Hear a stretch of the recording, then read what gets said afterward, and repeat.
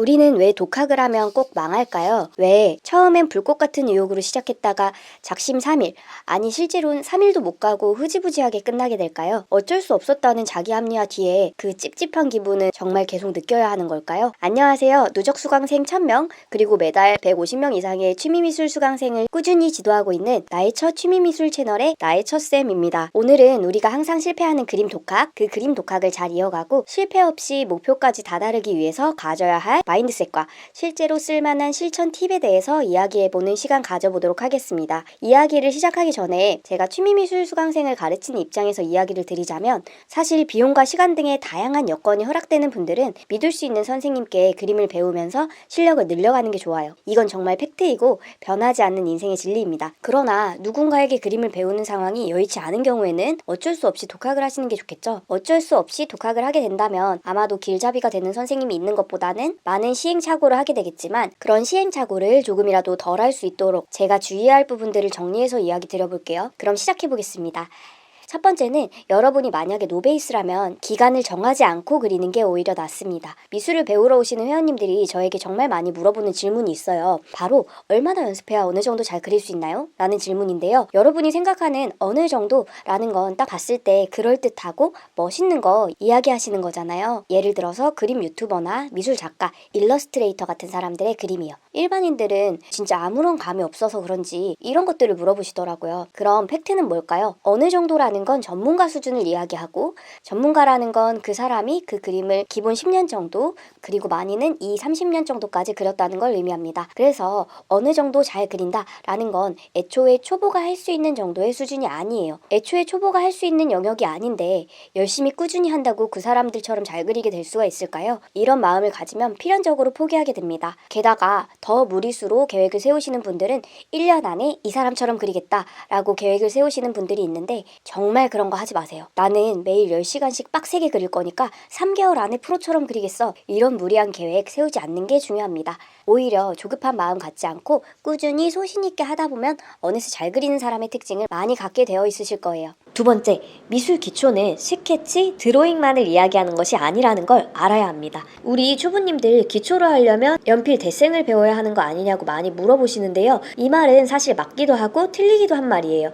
만약 우리가 프로가 되는 것을 목표에 두고 그림 연습을 한다면 어떤 스타일의 그림을 그릴 것인가, 미술에 관련된 직업 중에 어떤 직업을 가질 것인가에 따라서 각각 필요한 자질이 조금씩 달라지게 됩니다. 예를 들어서 게임 일러스트레이터가 되려고 할 때 중점적으로 공부해야 할 부분과 서양 화가가 되려고 할 때 중점적으로 공부해야 할 부분은 꽤나 다를 거예요. 그렇죠. 그렇지만 이런 상황에서도 그림을 프로처럼 그리기 위해서는 기본적인 그림 실력이 있어야 하는데요. 그 기본적인 그림 실력을 갖기 위해서는 스케치와 채색 실력 모두가 좋아야 해요. 그럼 이렇게 스케치와 채색 모두 빠지는 부분 없이 기초를 다지려면 어떻게 해야 하는지에 대해서 설명드려 볼게요. 일단 기초 스케치 능력은 드로잉 연습을 하면 됩니다.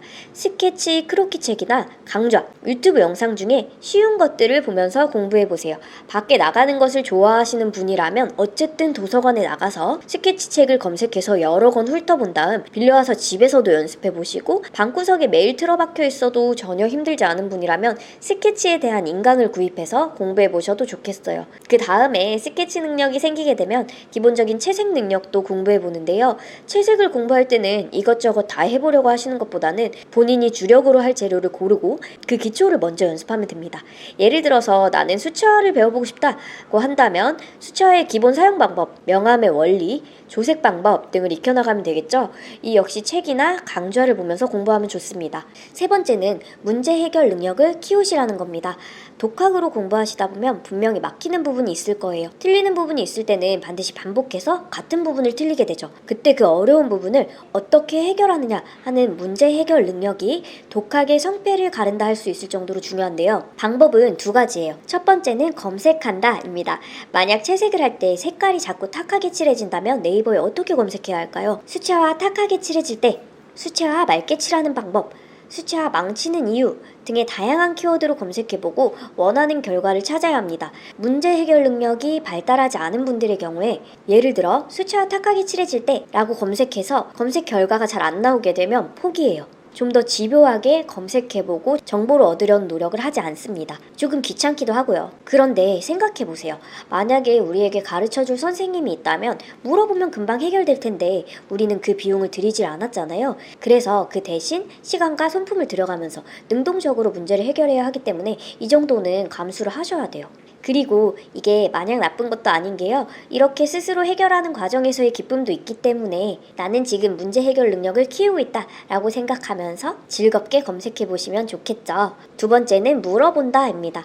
이렇게 미술을 하다 생기는 궁금증에 대해서 누군가에게 물어보고 싶은 경우를 대비해서 우리는 그림 그리는 사람들이 많은 커뮤니티에 가입해둬야 돼요. 궁금한 부분이 생길 때 질문글을 쓰고 답변을 주고받는 것을 어려워하지 말아야 됩니다. 아무도 대답 안 해주면 어떡하냐고요? 다른 사람한테 물어보면 되죠. 그래서 여러 그림 사이트에 가입하라고 하는 거예요. 지식인도 괜찮고요. 그림 그리는 사람들 오픈 채팅방 같은 데 들어가서 물어보는 것도 괜찮겠죠. 요즘엔 유튜브에 무료로 그림 그리는 방법들을 설명해주는 선생님들도 많이 계시잖아요. 그분들 채널도 많이 구독해 두시고요. 댓글을 달아서 물어보면 의외로 친절하게 가르쳐주는 분들이 많으실 겁니다. 이렇게 하나하나 얻은 정보들은 여러분이 계속 독학을 해나가는데 아주 많은 도움이 될 거예요. 네 번째, 분명 연습하기 싫은 날이 올 것입니다. 그렇게 하기 싫은 날엔 나가서 그려봅시다. 우리 주변에 보편적인 회사원들을 보면 대체로 업무와 자기관리를 모두 잘하고 싶어하죠. 일도 일상도 대충 하고 싶은 사람은 아무도 없을 거예요. 그래서 이런 회사원분들이 갓생 살고 싶은데 잘 안 될 때 카페나 스터디 카페에 가서 일을 하곤 하잖아요. 일이나 자기개발이 아니라 그림을 그릴 때도 똑같아요. 집에서 잘 안 되면 나가서 그려봅시다. 스스로 의지를 가지려고 하지 말고 밖에 나가서 그림 그릴 수밖에 없는 상황을 만드세요. 복잡하고 무거운 재료를 챙겨야 하는 유화 뭐 이런 장르가 아니라면 충분히 재료를 챙겨서 나가서 그릴 수 있습니다. 스터디 카페나 독서실, 집 앞 카페에 가서 그려보세요. 그림도 환경을 바꾸어서 공부하듯이 하면 오히려 집중 잘 될 때가 있거든요. 수채화의 경우에는요. 휴대용 재료가 아주 잘 나와 있고 드로잉, 크로키 이런 건 말할 것도 없겠죠. 노트랑 연필만 챙기면 되니까요. 그리고 색연필이나 마카 같은 재료 또한 충분히 가방에 넣을 수 있을 정도의 크기입니다. 그리고 무엇보다 나가서 작업을 하게 되면 관종력을 충전할 수 있다는 장점이 있어요. 우리 관종력 조금씩은 다들 가지고 있잖아요. 사람들이 지나다니면서 힐끔힐끔 바라보는 시선을 받으면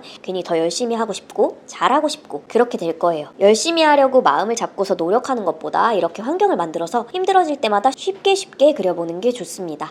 자, 오늘은 그림을 독학으로 잘 그리는 방법에 대해서 같이 이야기를 나누어 보았는데요. 오늘 영상 보고 공감이 되셨다면 제가 말씀드린 몇 가지 포인트들을 짧게 메모해서 잘 보이는 곳에 붙여놓고 포기하고 싶을 때마다 하나씩 시도해보세요. 그렇게 해보는 것만으로 여러분은 조금 더 꾸준히 미술 독학할 수 있는 나만의 무기를 갖게 되신 겁니다. 제가 여러분께 말씀드릴 수 있는 이 무기가 아직 몇 개 더 남았는데요. 대본을 쓰다 보니까 얘기가 좀 길어져서 나머지 내용들은 다음 영상에 이어서 말씀드리도록 하겠습니다. 그럼 다음 영상에서 만나요. 감사합니다.